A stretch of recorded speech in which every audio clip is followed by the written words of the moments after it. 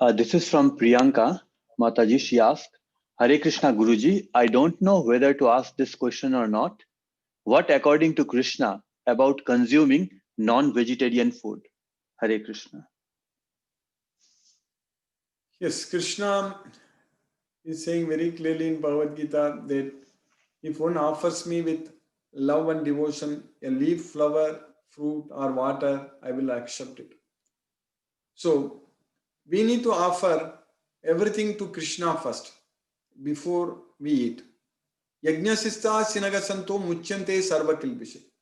When we offer to Krishna and then we eat, then we are freed from all sins. But those who prepare food for their sense gratification, so it is only for their tongue. So they are eating only sins.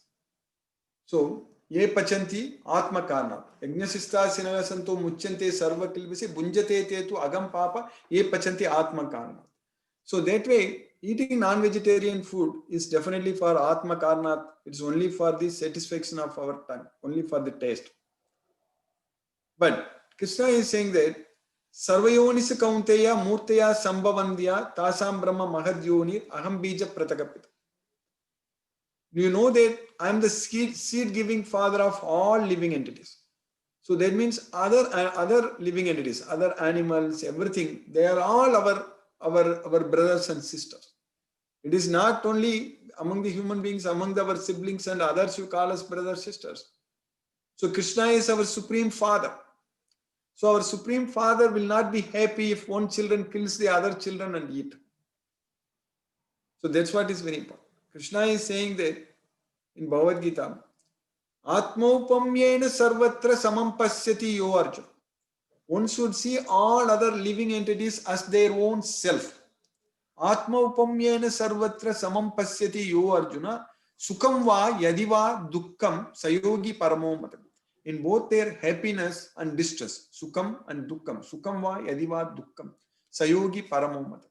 So that yogi is the supreme yogi. I consider him to be the best yogi. That's what Krishna is teaching us.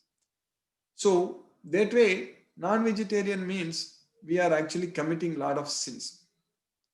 That's what we need to know. Even vegetarian also we are killing only, but the amount of sin is less, but also you are offering it to Krishna. You can offer to Krishna. Patram, Pushpam, Palam, Toyam. When you offer to Krishna, those sins will get washed away.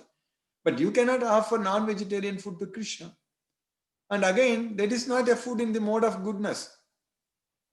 So, Krishna is teaching ahara, that is Ayu, Sattva, Bala, Arogyam, Sukha, Priti, Vivartanaga. Rasyaga, Sinigdaga, Stiraga, Hridayaga, Aharaga, Satvika, Priyaga. So foods that are dearer to those in the mode of goodness increase the duration of life, purifies one's existence, and gives strength, health, happiness, and satisfaction. So non-vegetarian food is not a part of the food in the mode of goodness. It is the food in the mode of tamoguna, ignorance. So it is untouchable. One should not eat non-vegetarian. So that way, as per Bhagavad Gita, Krishna is definitely not recommending killing animals and killing other living entities who are our own brothers and sisters. So that's what we need to know.